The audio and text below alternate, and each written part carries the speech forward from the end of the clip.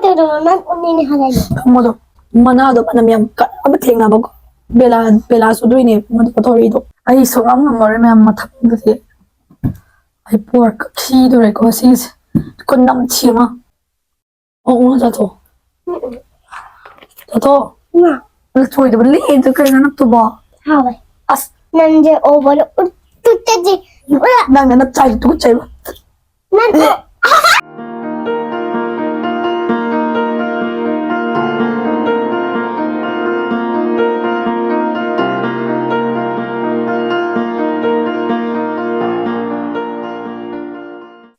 포스터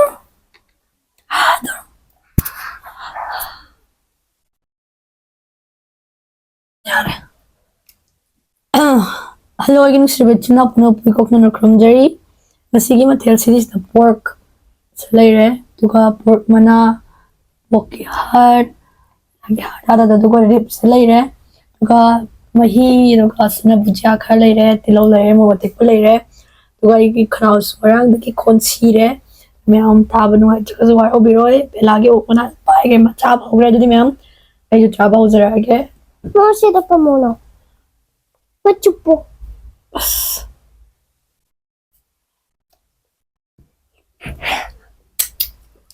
Nadajari hai sipo.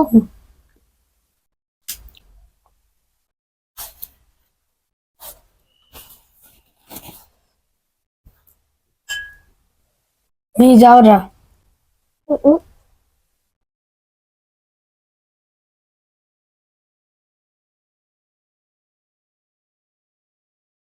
Masih murah ada pamdi kok jumping ball pamedo mak kwani piling premium.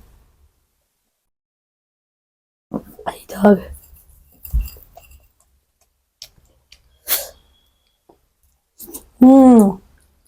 Han được không nữa ra dùng dài không nha. Đâu nè.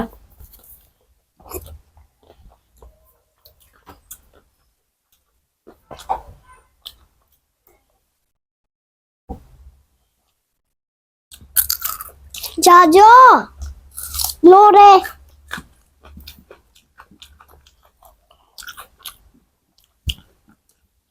쩍쩍쩍쩍.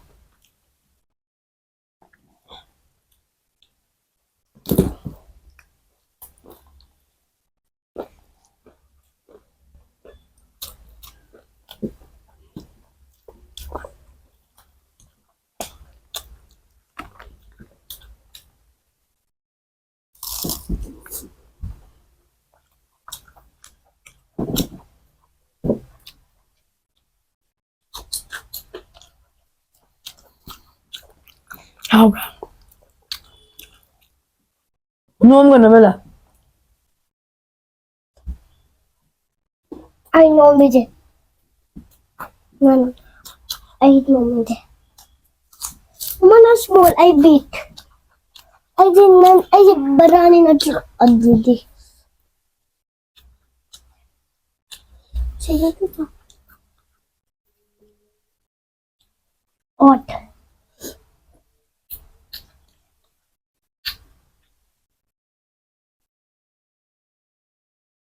Kalino, 챙겨야 돼.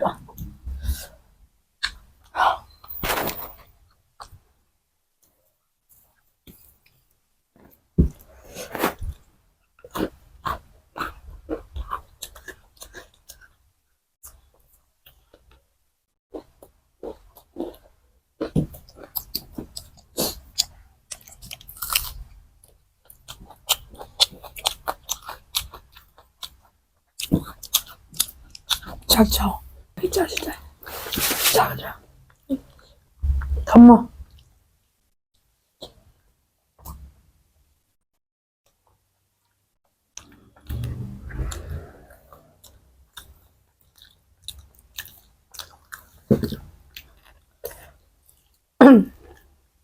그냥 자방감 그려도 건데.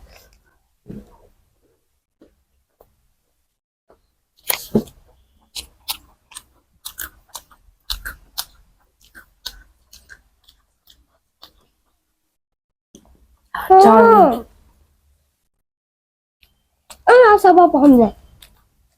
그냥 사람을 강압을 Ha? 그냥 사람들 Ay, Ayusin tani aso. Himba tani. Yung- Na. Himba tani. Himba. Loro. Simbro. Sarap.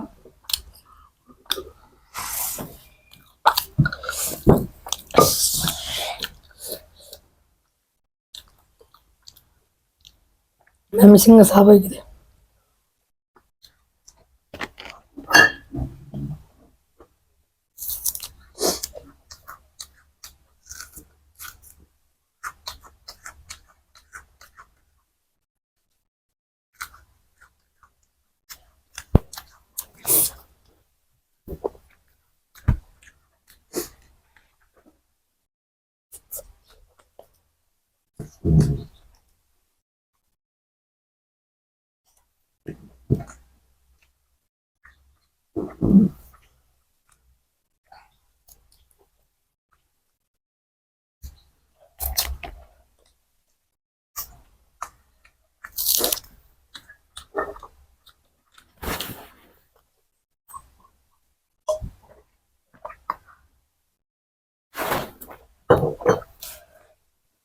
Namising ka konti ka para ba ni?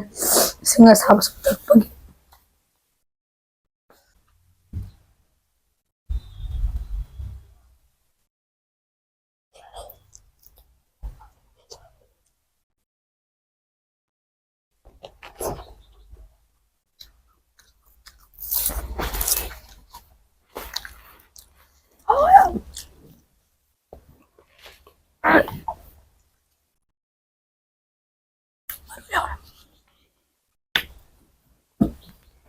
Ano din si ID? Ote? Ano din si Pamo si Ditele dito? Tao ka suka tao mabay daw. Yan ay je punta dito lisi de.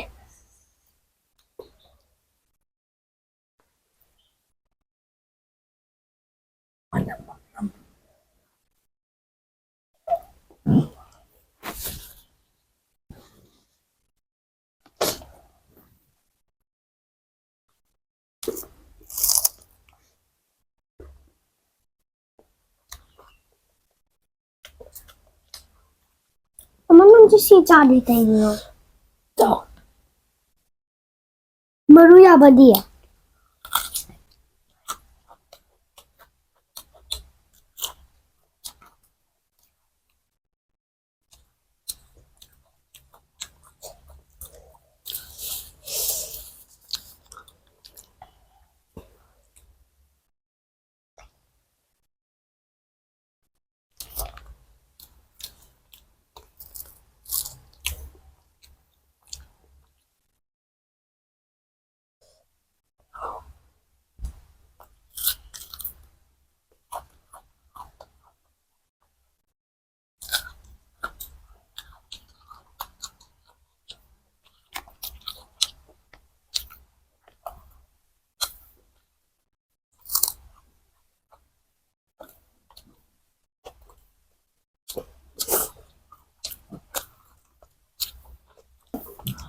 Maya may chabo mag-chicken ng tore.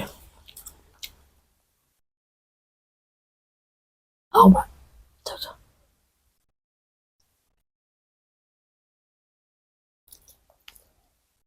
Bela dia mau charo ito sa.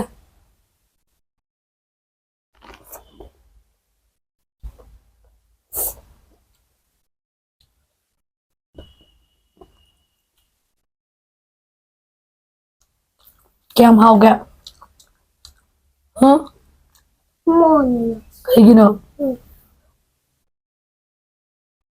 Sa hape sa ilo. Sa tao sila na house eh.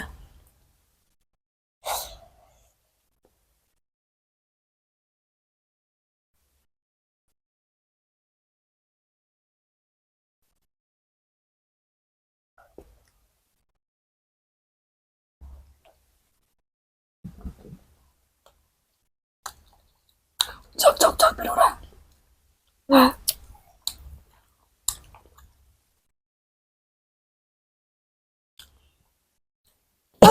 No, mama na pamedi.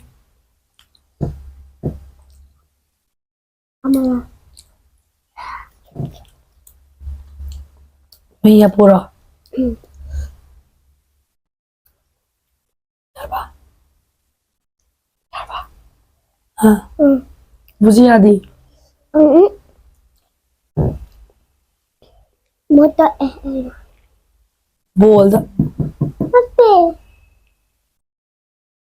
Meta na mota har.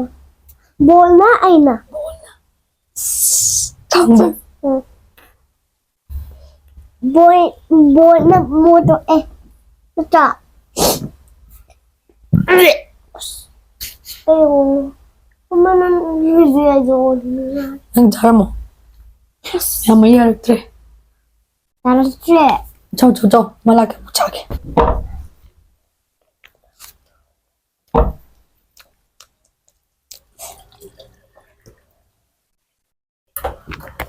Ciao, beda ciao. Ay na ba lang ciao.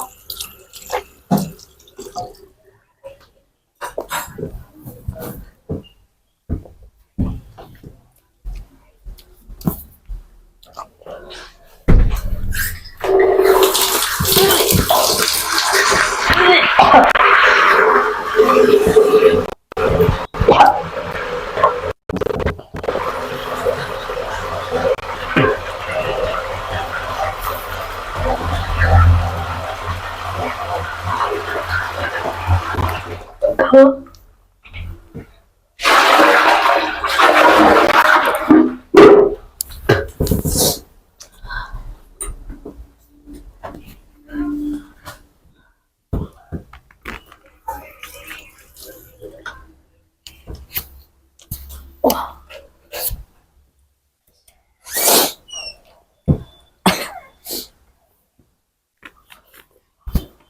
Ciao. Mẹ vào bị bây giờ đây đồ watch khởi đồ lối mắc thô khởi mana đồ mana mẹ cắt mất thiêng nào bao bela số đuôi này mình có thôi đồ ai không phải mẹ ai ăn mà khát chả ra cái đồ bela chắc mẹ ăn chả thô khởi bây giờ khó chả uống chả thô chả thô Kasi manam kecil ya, hard cho, sekali hard no, Yan yan. ok, jauh dia, Ama ada.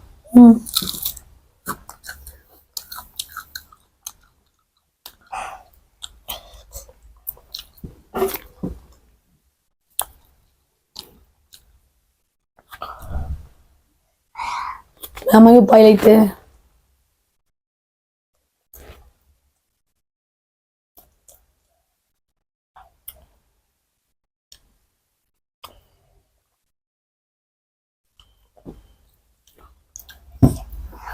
jadi hard, Na. May ito hamura. amo sih, Na.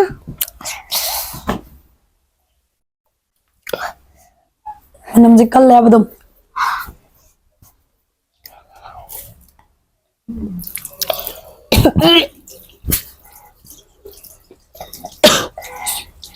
ayo mai yaar, TV tu kau ino.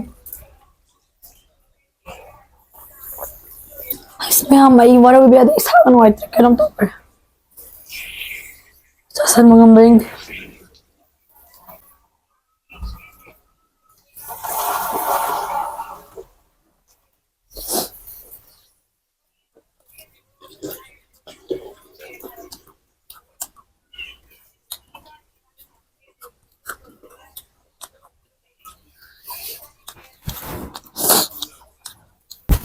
Ama wasas. tauro hanyam hamra sajar mane kainom to ber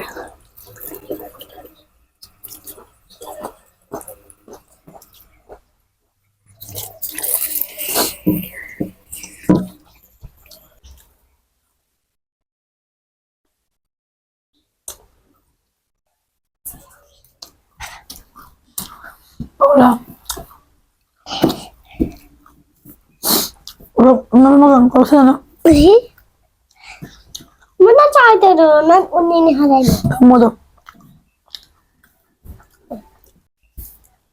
Si Manam namthiba Bella.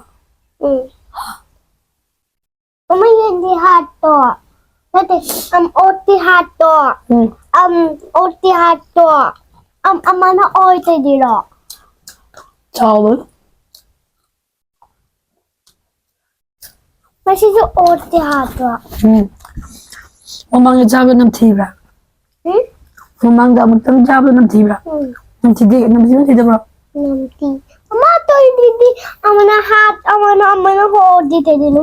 Ama oti hato. Amana oti dito. Ako sumain tayo. Sida na ciao ba ko ino. Mama, hindi hato.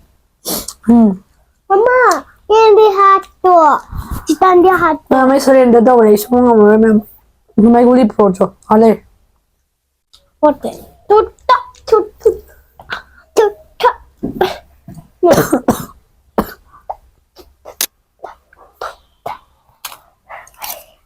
Mama bos bol.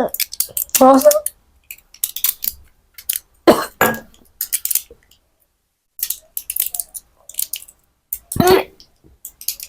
Ay sige, may am chai ne ri. Mama odore. Mai ko. Nak choi de li de kai na nak to ba. Hawe. As ke ba. Hawe. Na ba we. Tu ko chai na mo ri. Nanje over. Tutaji. Nang na chai tu ko chai ba.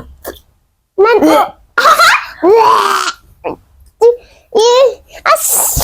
Tutaji. Rồi ai lôi ra. Đi đâu? Tay đi nữa. Đi chào rồi ghé na phân này na quá đấy. Không tay đi. Mua đâu. Guli de mai thông được không? Đi tin mo la pa đi. Pero Hey, hay no? stay lo. Hey, hay no nandito. Tin mo la pa ni kut na percent mo. Ilzi. Khai ko pero. Bela i pulling ya. Ay mo no tor ano?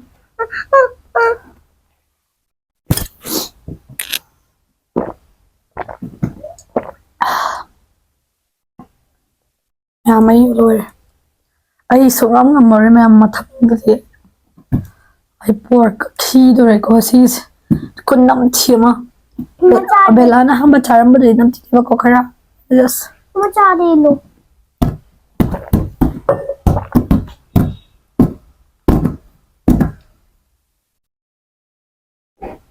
Ok bữa nào.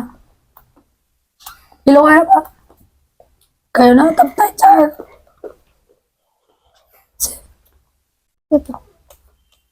Sidi. Sila kora ba? Na. Kasi ma Bella tu sa ura dem. Bella gi la iba ni ko cha pam bu iba ni pam bu da. Wala. Wala. Sila chalo le sila si. Actually may am videos tang solution there ke chun lang may am na wara video cha bu do char may am na charam dai dai video no si video si chun lang may am dai zari. As mama din what? As Kay daw top nin. kay daw ba? Nan masyado ni wate. As ay ma consist. Kay daw nang bay si ro ai dai ne. Nang bay si ro ai dai. Ay, tama di mama din. Nang bay dai dai nga. Nang si ro ai dai ne. Ha tang tama yo. Hai dai na. Hai ro. Ano haba ka ito tayo nung haba ito na tama ito. Adi may am masih cha bang amdre. Mukbang fail hoy ai yoi na Bella gi charger ri ma gi chak to sidagi slower ga mana ayam cha re ai so isa no ai te ba ko du na cha di cha ringa ga cha ri cha do ya jme am dina waro bi roi Uli niya doon di. nasi ni video sa matang sa TV to mo to ai nasi ni video sa matang solution der ge chinap na pe kok no na Tuma pero no. Kaya ba no? ai mo ta na ngayo ai kon nga ba ya din na hayo na tu na ngayo chinap na pe kok no na mahit re hindi kumjari matang di video dum thinga ra Mama, ito hatse. Ama na uli tayo din no. Hingna ꯑꯩꯈꯣꯏꯒꯤ video ꯑꯩꯒꯤ video ꯕꯦꯂꯥꯏꯕꯅꯤꯒꯤ ꯚꯤꯗꯤꯑꯣꯁꯤꯕꯨ ꯅꯨꯡꯉꯥꯏꯕꯤꯔꯒꯗꯤ like ꯁꯤꯌꯔ ꯁꯕꯁꯀ꯭राꯏꯕ ꯇꯧꯕ ꯀꯥꯎꯕꯤꯒꯅꯨ ꯏꯆꯤꯟ ꯏꯅꯥꯎ ꯃꯌꯥꯝꯅ ꯑꯗꯨ ꯃꯌꯥꯝ ꯄꯥꯝꯖꯔꯤ thank you for watching my video bye bye ꯃꯊꯪꯒꯤ video ꯑꯗꯨꯝ ꯊꯦꯡꯅꯔꯁꯦ ꯂꯣꯏꯔꯕ ꯑꯁꯤꯒꯤꯗꯤ ꯂꯣꯏꯔꯦ ꯅꯠꯇ꯭ꯔꯣ ꯕꯦꯂꯥꯁꯨ ꯅꯪꯁꯦ ꯅꯪ ꯇꯥꯕ꯭ꯔꯣ ꯍꯥ ꯉꯁꯤ ꯋꯥꯔꯧꯕꯤꯔꯣꯏ ꯏꯀꯥꯏꯖꯩ ꯀꯩꯒꯤ ꯏꯀꯥꯏꯖꯩꯅꯣ ꯃꯤ ꯃꯌꯥꯝꯗ ꯃꯌꯥꯝꯁꯤꯗ ꯂꯩꯔꯦ ꯃꯅꯥꯁꯤꯡꯗꯣ ꯁꯤ ꯍꯨꯟꯗꯣꯛꯈ꯭ꯔꯅꯤꯕꯀꯣ ꯍꯨꯟꯗꯣꯛꯄ ꯍꯥꯏꯁꯦ ꯍꯨꯏꯗ ꯄꯤꯖꯒꯦ ꯍꯨꯏꯅꯥꯎ ꯃꯆꯥ ꯌꯥꯝ ꯀꯣꯛꯑꯦꯕꯀꯣ ꯁꯨꯝ ꯖꯥꯠ ꯋꯥꯟ ꯔꯣꯝꯗ ꯑꯗ ꯆꯠꯂꯒ ꯄꯤꯖꯒꯦ ꯃꯌꯥꯝ ꯁꯤꯁꯦ ꯀꯥꯇꯤꯅ ꯆꯞ ꯆꯞ ꯆꯞꯀꯦꯕꯀꯣ ꯑꯩꯁꯦ ꯑꯗꯨꯒ ꯆꯥꯛ ꯈꯔ ꯇꯣꯠꯂꯒ ꯊꯥꯔꯨꯒꯦ